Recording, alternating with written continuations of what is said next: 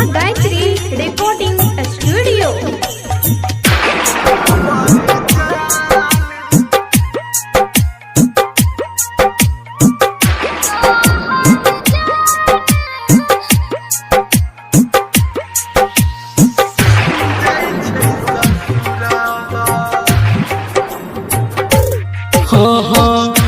हमर जान जाइ छै ससुरावा, हमर जान जाइ छै ससुरावा। सहबै जुदाई कोना, सहबै जुदाई कोना, फाटैया मोढ़ावा।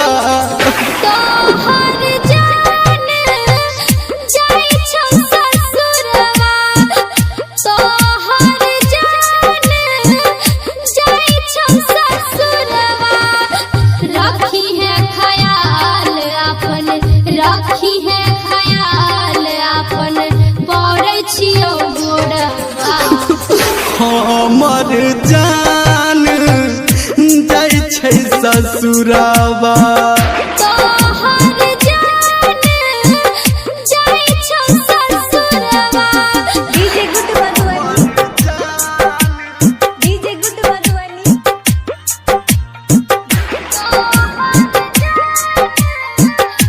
अभी आप सुन रहे हैं धर्मेंद्र निर्मलिया को।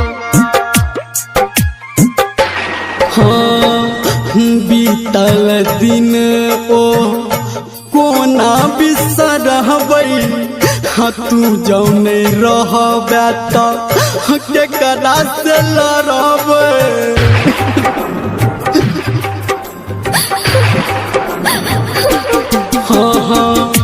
बीतल दिन ओ कोना बिसरबै, तू जौने रहबे त केकरा से लड़बै।